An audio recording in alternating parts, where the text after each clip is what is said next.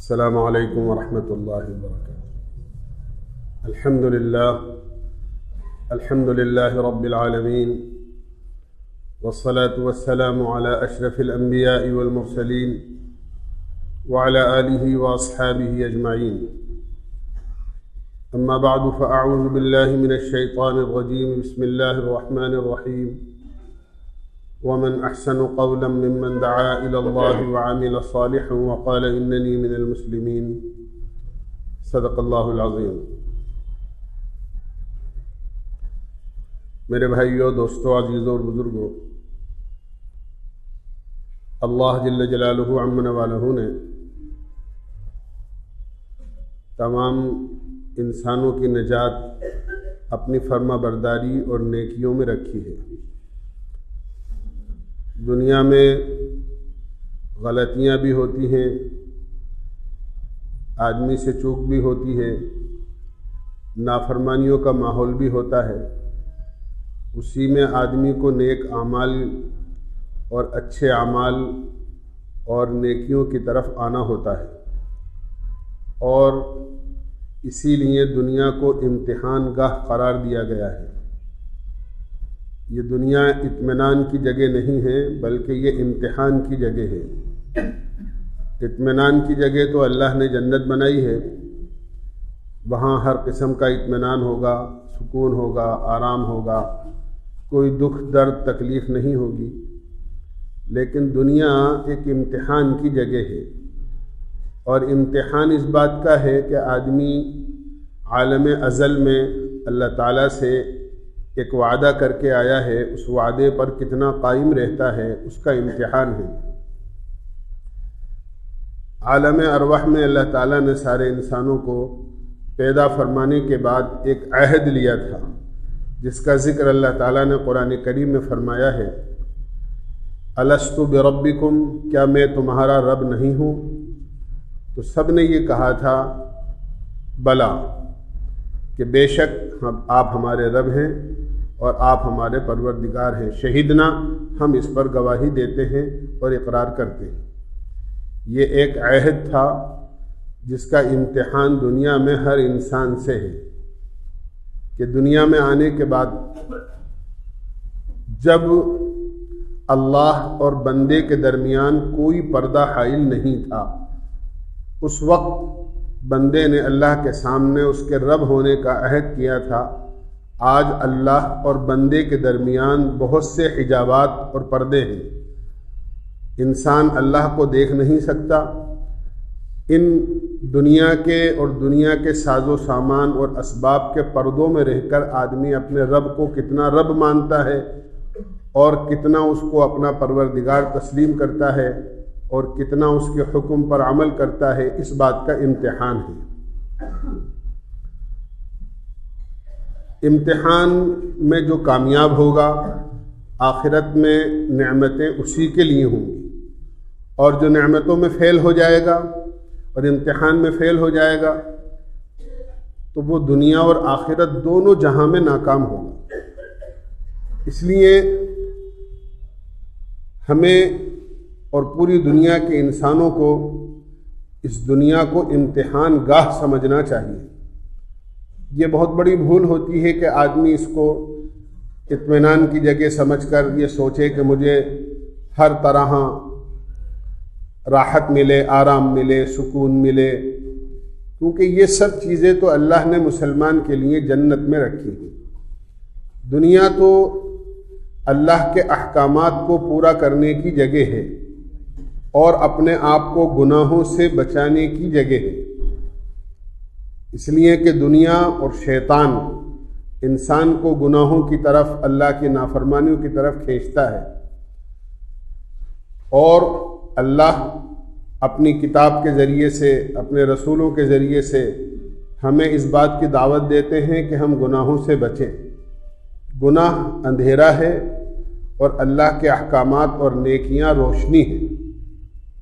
اور خاص طور سے اللہ تعالیٰ نے جو اپنی کتاب اتاری ہے، اپنی کتاب کو تو کہا ہی یہ ہے کہ یہ اندھیروں سے نکال کر اجالے کی طرف لے کر آتی ہے۔ کتاب انزلناہ الیک لتخرج الناس من الظلمات الی النور، اللہ تعالیٰ قرآن کریم کے بارے میں فرماتے ہیں یہ ایسی کتاب ہے، کتاب انزلناہ الیک، یہ وہ کتاب ہے جو ہم نے نازل کی ہے آپ کی طرف، یہ بندوں کو اندھیروں سے نکالتی ہے، گناہوں کے اندھیروں سے نکالتی ہے، نافرمانیوں کے اندھیرے سے نکالتی ہے، دنیا کے اسباب کے اندھیروں سے نکالتی ہے، اور یہ اللہ کی فرما برداری اور آخرت کی نعمتوں کے اجالے میں لے کر آتی ہے۔ یہ اس کتاب کی خاصیت ہے۔ اسی لیے اللہ تعالیٰ نے قرآن کریم کو کتاب عبادت نہیں کہا ہے۔ یہ صرف خالی جانماز کی عبادت سکھاتی ہو ایسا نہیں ہے کہ ہمیں نماز پڑھنا سکھاتی ہو، یہ صرف روزہ رکھنا سکھاتی ہو، بلکہ بچے کے پیدا ہونے سے لے کے اللہ کے سامنے کی پیشی قیامت تک کے جتنے حالات ہیں ان تمام حالات کی رہبری قرآن کریم میں اللہ نے بیان فرمائی ہے اور موجود ہے۔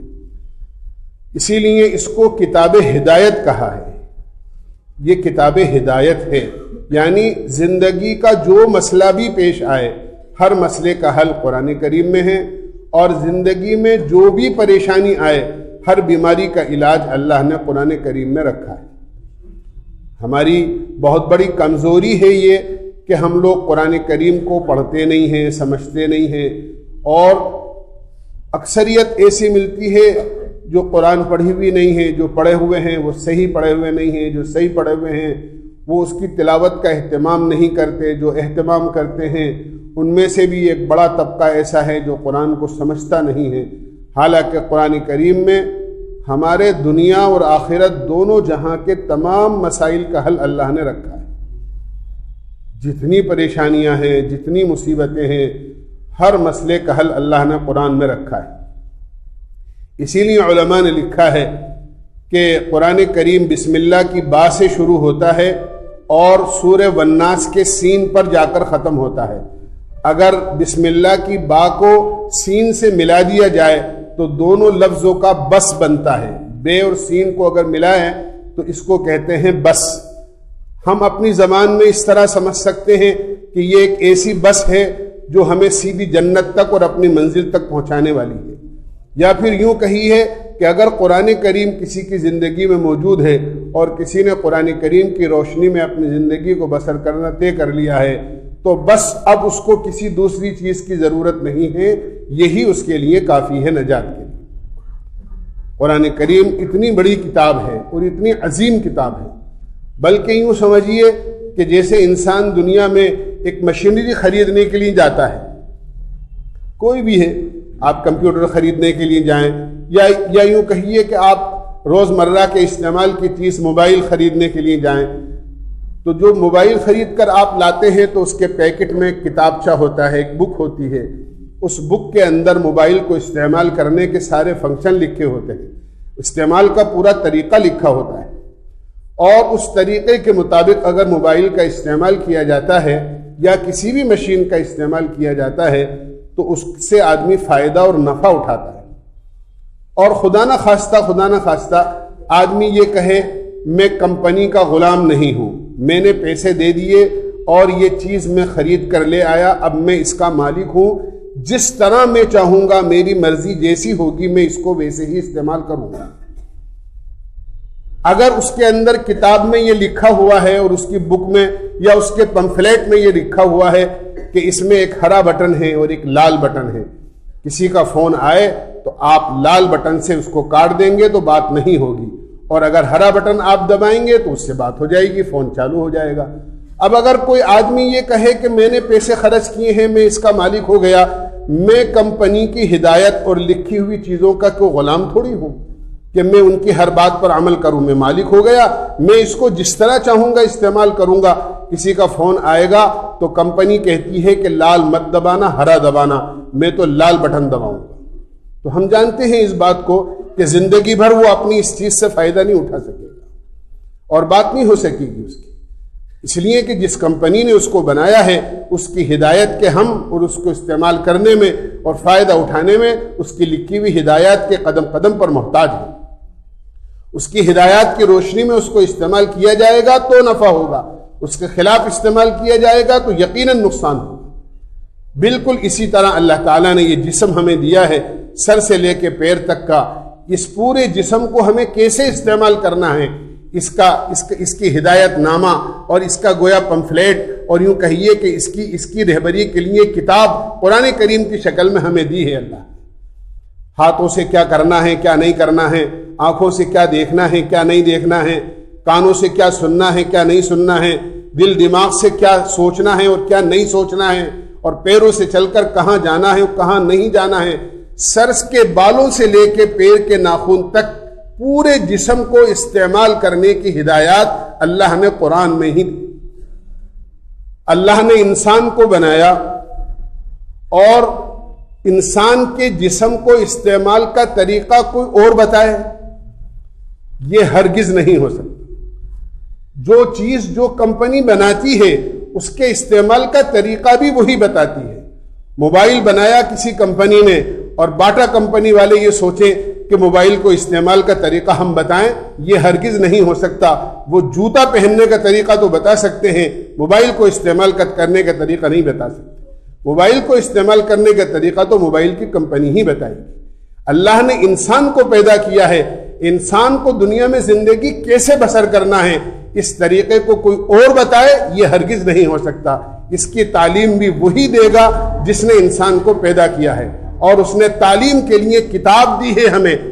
جو قرآن کریم کی شکل کے اندر ہے، اور جناب رسول اللہ صلی اللہ علیہ وسلم کو بھیجا کہ آپ ہمیں چل کر بتائیں کہ قرآن کریم پر کس طرح عمل کیا جاتا ہے۔ یہ اللہ کے نبی علیہ الصلوۃ والسلام نے کر کے بتایا۔ اسی لیے حدیث پاک میں آتا ہے، صحابہ کی ایک جماعت حضرت عائشہ صدیقہ رضی اللہ عنہا کے پاس آئی آپ کی وفات کے بعد، اور وہ کہنے لگے کہ آپ ہم سے حضور اکرم صلی اللہ علیہ وسلم کی عادات اور اخلاق بیان کریں۔ حضرت عائشہ صدیقہ رضی اللہ عنہا نے ان سے کہا، کیا تم لوگ قرآن نہیں پڑھتے ہو؟ تو صحابہ نے کہا کہ بے شک قرآن تو پڑھتے ہیں۔ فرمایا خلقہ القرآن، اللہ کے نبی علیہ الصلوۃ والسلام کی ساری عادات اور اخلاق قرآن ہیں۔ جو کچھ قرآن کے صفحات میں لکھا ہوا تھا وہ سب کچھ اللہ کے نبی کی زندگی میں موجود تھا۔ اللہ کے نبی علیہ الصلوۃ والسلام نے قرآن پر مکمل عمل کر کے اپنی امت کو بتایا کہ قرآن پر کس طرح عمل کیا جاتا ہے اور کس طرح قرآن کریم پر زندگی بسر کر کے اس کے مطابق کامیاب ہوا جاتا ہے۔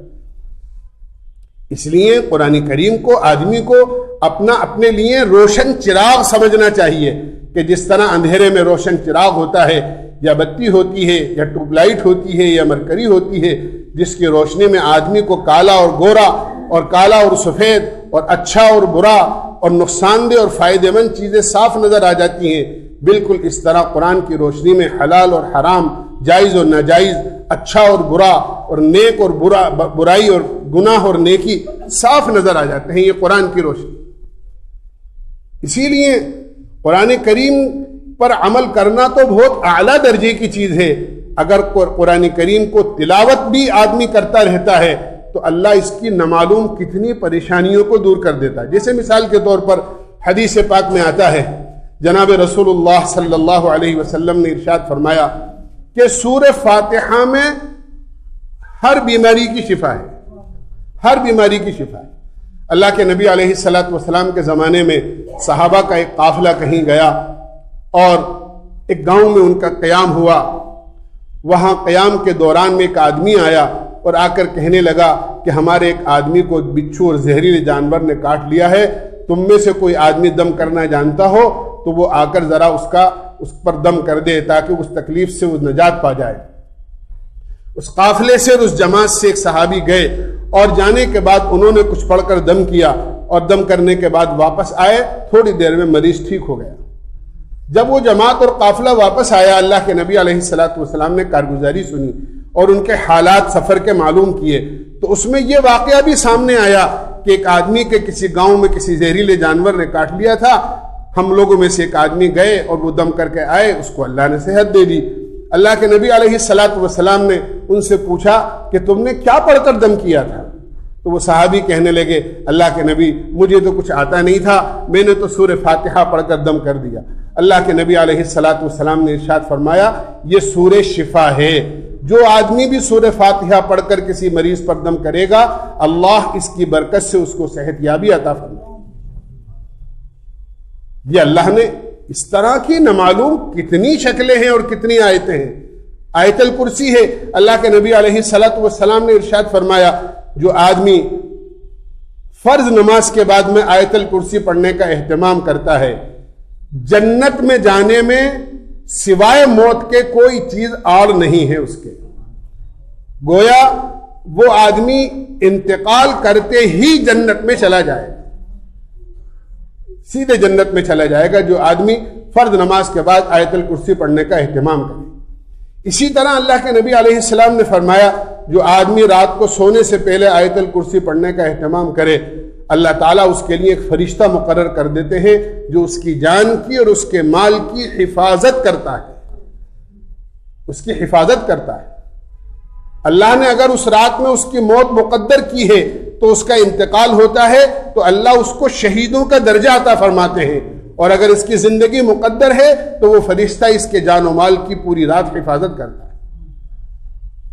سورہ یاسین کے بارے میں اللہ کے نبی علیہ الصلوۃ والسلام نے ارشاد فرمایا سورہ یاسین قرآن کریم کا دل ہے. جس طرح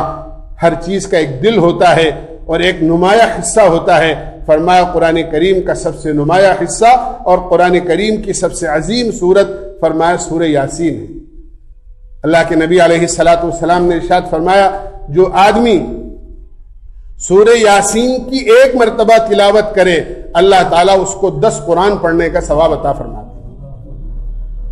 سورہ یاسین فرمایا اللہ کے نبی علیہ الصلوۃ والسلام نے اپنے ہر کام سے پہلے اس کو کیا کرو, یعنی اپنے ہر کام سے مقدم کیا کرو اس کو. اور ہر کام سے مقدم کرنے کا مطلب یہ ہے کوئی آدمی کوئی اچھا کام کرنے جا رہا ہے سورہ یاسین کو اگر پہلے پڑھ لیتا ہے اللہ اس اچھے کام کے خیریت تک اور عافیت کے تک پہنچنے کا اور اس کی تکمیل تک پہنچنے کا اللہ تعالیٰ انتظام کر دیتے.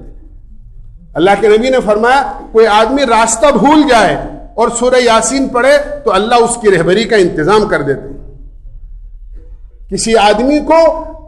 مہمانوں کو کھانا کھلانے کے موقع پر کھانا کم ہو جانے کا اندیشہ ہو اور اگر سورہ یاسین کھانے کے قریب بیٹھ کر پڑھ لی جائے اللہ تعالیٰ کھانے میں اتنی برکت پیدا فرما دیتے ہیں کہ کھانا سب کو کافی ہو جائے. اللہ کے نبی علیہ الصلوۃ والسلام نے فرمایا مرنے سے پہلے اگر کسی آدمی کا انتقال ہو رہا ہو قریب بیٹھ کر سورہ یاسین پڑھو اللہ نزا کی اور موت کی تکلیف کو اس کے لیے آسان کر دیتے ہیں. جو موت اتنی سخت چیز ہے کہ جب حضرت موسیٰ علیہ الصلوۃ والسلام سے پوچھا گیا کہ موت کی حقیقت بیان فرمائیں, آپ نے فرمایا کہ موت ایسی ہے جیسے کسی کانٹے دار جھاڑی پر ایک ململ کا کپڑا لپیٹ دیا جائے اور کانٹے کا ہر جز اس کے اندر داخل ہو جائے اور پھر ایک سرے سے اس کو پکڑ کر کھینچ لیا جائے. جس طرح اس کو کھینچنے سے اس باریک کپڑے کا تار الگ ہو جاتا ہے فرمایا اس طرح آدمی کے جسم سے روح کھینچی جاتی ہے. کتنی سخت تکلیف ہوتی ہوگی. اللہ کے نبی علیہ الصلوۃ والسلام نے ارشاد فرمایا سورہ یاسین قریب بیٹھ کر پڑھنے سے اللہ نزا اور موت کی تکلیف کو آسان کر دیتے ہیں. کسی عورت کے بچے کی پیدائش میں تکلیف ہو رہی ہو اس کے قریب بیٹھ کر سورہ یاسین پڑھی جائے اللہ کے نبی علیہ الصلوۃ والسلام نے ارشاد فرمایا بچے کی پیدائش کا مسئلہ اللہ آسان کر دیتے ہیں. اللہ کے نبی علیہ الصلوۃ والسلام نے ارشاد فرمایا سورہ کہف قرآن کریم کی ایسی سورت ہے اگر جمعے کے دن اس کی تلاوت کر لی جائے تو پچھلے جمعے سے لے کے اس جمعے تک جتنے گناہ ہوئے ہیں اللہ سب معاف کر دیتے. اسی طرح فرمایا جس جمعے کو سورہ کہف پڑھی ہے اس جمعے سے لے کے آنے والے جمعے تک جتنے فتنے ہوں گے اللہ ہر فتنے سے اس کی حفاظت فرمائے. حتیٰ کہ وہ فرمایا اگر دجال جیسا فتنہ جس سے ہر نبی نے اپنی امت کو ڈرایا ہے, اللہ کے نبی علیہ الصلوۃ والسلام نے ارشاد فرمایا دجال کا فتنہ ایسا فتنہ ہے کہ کوئی نبی مجھ سے پہلے ایسے نہیں گزرے جنہوں نے دجال کے فتنے سے اپنی امت اور اپنی قوم کو نہ ڈرائے.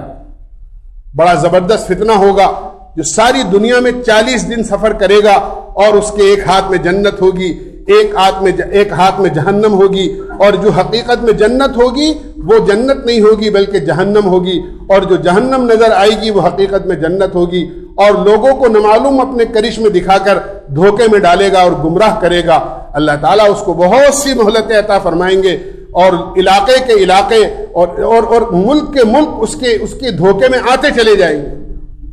اللہ کے نبی نے فرمایا زبردست فتنہ ہوگا، مجھ سے پہلے ہر نبی نے اس سے ڈرایا ہے اور میں بھی اس سے ڈراتا ہوں، لیکن وہ علامتیں جو پہلے کسی نبی نے نہیں بتائی ہیں وہ میں بتاتا ہوں کہ وہ ایک آنکھ سے کانا ہوگا اور دوسرے اس کی پیشانی پر لفظ کافر لکھا ہوا ہوگا اور ہر مسلمان اس کو پڑھ لے گا۔ اللہ کے نبی علیہ الصلوۃ والسلام نے ارشاد فرمایا اتنا زبردست فتنہ بھی اگر ظاہر ہو جائے تو سورہ کہف کی تلاوت کرنے والے کی اللہ تعالی حفاظت فرما دے۔ آگے چلیے سورہ واقعہ کے بارے میں اللہ کے نبی علیہ الصلوۃ والسلام نے ارشاد فرمایا جس گھر میں روزانہ شام کو سونے سے پہلے سورہ واقعہ کے پڑھنے کا اہتمام کیا جاتا ہے اس گھر میں کبھی روزی کی تنگی نہیں آتی، کبھی روزی کی تنگی نہیں آتی۔ حضرت عبداللہ ابن مسعود رضی اللہ عنہ بیمار ہوئے، حضرت عثمان غنی رضی اللہ عنہ اپنی خلافت کے زمانے میں ان کی بیمار پرسی کے لیے تشریف لے گئے۔ آپ نے ان سے پوچھا عبداللہ ابن مسعود کیا حال ہے؟ فرمایا نزع کی حالت میں ہوں، اللہ کے یہاں جانے کا وقت قریب ہے۔ فرمایا کسی چیز کی خواہش ہو؟ فرمایا نہیں کسی چیز کی کوئی خواہش نہیں ہے۔ فرمایا کہ میں آپ کے لیے بیت المال سے کچھ وظیفہ مقرر کر دیتا ہوں، کچھ تحفہ بھیج دیتا ہوں۔ فرمایا مجھے اس کی حاجت اور ضرورت نہیں ہے، آپ کے بعد آپ کی بیٹیوں کے کام آ جائے گا۔ فرمایا میری بیٹیوں کو بھی اس کی ضرورت نہیں ہے، اور اس لیے ضرورت نہیں ہے کہ میں نے اپنی ساری بچیوں کو سورہ واقعہ سکھائی ہے اور یاد کرائی ہے، اور میری بچیاں روزانہ رات کو سونے سے پہلے اس کے پڑھنے کا اہتمام کرتی ہیں، اور میں نے جناب رسول اللہ صلی اللہ علیہ وسلم سے سنا ہے کہ جس گھر میں سورہ واقعہ کو پڑھنے کا اہتمام کیا جائے گا روزی کی تنگی دور دور تک نہیں آتی ہے، اللہ اس گھر میں روزی کی برکت عطا فرماتا ہے۔ آخری سورت جو ہے سورۃ تبارک الذی، سورہ ملک تبارک الذی 29ویں سپارے کی پہلی سورت 30 آیتیں ہیں، جس کے بارے میں اللہ کے نبی علیہ الصلوۃ والسلام نے ارشاد فرمایا کہ میرا دل یہ چاہتا ہے کہ جس طرح سورہ یاسین میرے ہر امتی کے دل میں ہو اسی طرح سورہ ملک بھی میرے ہر امتی کے دل میں ہو۔ اور فرمایا جو آدمی رات کو سونے سے پہلے سورہ ملک کو پڑھنے کا اہتمام کرے گا اللہ تعالیٰ اس کو عذاب قبر سے نجات عطا فرما دے گا۔ اور عذاب قبر اور قبر کی منزل کوئی معمولی چیز ہے؟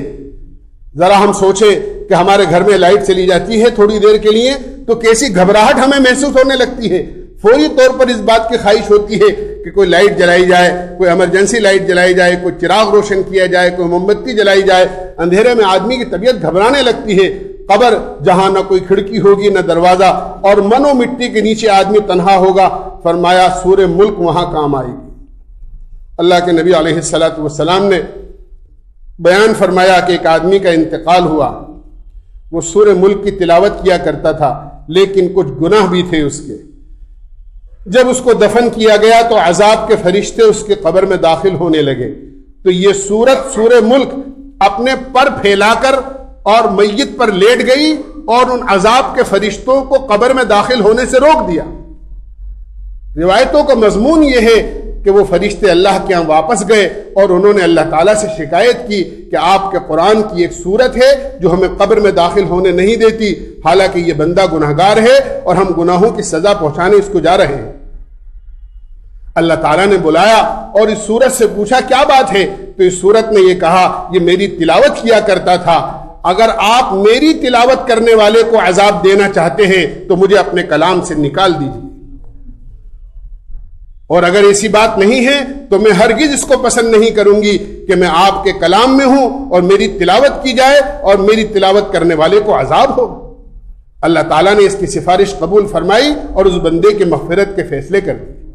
روایتوں کا مضمون یہ ہے، اللہ کے نبی علیہ السلام نے ارشاد فرمایا یہ سورت واپس آئی اور آنے کے بعد میت کے منہ کو اپنا منہ لگا کر بوسہ دیا اور یہ کہا خوشخبری ہے اس منہ کے لیے اور اس زبان کے لیے جو میری تلاوت کیا کرتا تھا، اللہ نے تیری تلاوت کی برکت سے تیرے پورے جسم کو جہنم کے عذاب سے نجات عطا فرمائی۔ یہ تو میں نے چند مثالیں پیش کی ہیں آپ کے سامنے کہ قرآن کریم کو ہم کوئی معمولی چیز سمجھتے ہیں۔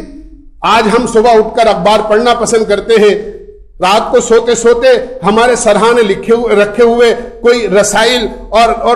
ناولیں اور دنیا کی ساری چیزیں لٹریچر پڑھنا پسند کرتے ہیں، اور آج تو ان چیزیں بھی کوئی دور چلا گیا۔ آج ہم موبائل دیکھتے دیکھتے سوتے ہیں اور موبائل دیکھتے دیکھتے اٹھتے ہیں، لیکن قرآن کریم کو ہاتھ لگانے کی نوبت نہیں آتی۔ حالانکہ صحابہ کرام کا عام معمول تھا کہ صحابہ کرام قرآن اتنا پڑھتے تھے کہ 5-6 سپارے روز تلاوت کیا کرتے تھے۔ قرآن کریم میں 7 منزلیں مقرر ہیں۔ 7 منزلوں کا مطلب یہ ہے کہ ایک منزل روز صحابہ پڑھتے تھے، 7ویں دن ان کا قرآن مکمل ہو جاتا تھا۔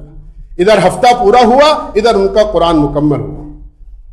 ہمیں مہینوں ہو جاتے ہیں، ہمارا قرآن پورا نہیں ہوتا۔ اکثریت ایسی ہے جو قرآن پڑھی ہوئی نہیں ہے، شوق بھی نہیں ہوتا کہ ہم قرآن تو سیکھ لیں، کم سے کم قرآن تو پڑھ لیں، اللہ کے یہاں جائیں تو کم سے کم اس کی کتاب اور اس کا قرآن تو پڑھ کر جائیں۔ اس لیے میرے بھائیوں، دوستو، بزرگوں، دنیا کے سارے اندھیروں سے یہ کتاب نکال کر اپنے آپ کو اور آدمی کو اجالے میں لے کر آتی ہے، دین کے اجالے میں، احکامات کے اجالے میں، نیکیوں کے اجالے میں، فرمانبرداریوں کے اجالے میں، اور اللہ کے نور میں دنیا بھی اور آخرت بھی، دونوں جہاں میں۔ اسی لیے سورہ کہف کے بارے میں آتا ہے حدیث پاک میں کہ جب قیامت میں یہ بندہ اللہ کے سامنے اٹھے گا تو سورج انتہائی قریب ہوگا، گرمی پوری ہوگی، روشنی نہیں ہوگی۔ جس مالک نے سورج کو آج روشنی دے رکھی ہے، قیامت میں اس کی روشنی نکال لی جائے گی، سوائے اندھیرے کے کچھ نہیں ہوگا۔ جیسے رات میں ہر آدمی، ہر گاڑی اپنی روشنی میں چلتی ہے، اور جس کی گاڑی کی لائٹ فیوز ہوتی ہے اور جس کی گاڑی کی لائٹ بند ہوتی ہے اس کا چالان ہو جاتا ہے اور وہ چل نہیں پاتا روڈ پر اور سڑک پر، اسی طرح قیامت میں ہر آدمی اپنے عمل کی روشنی میں چلے گا۔ جو سورہ کہف کی تلاوت کرنے والا ہوگا اس کے آگے آگے روشنی ہوگی، اور یہ سورج کی روشنی میں اللہ کے یہاں جنت تک اپنی منزل پر پہنچ جائے۔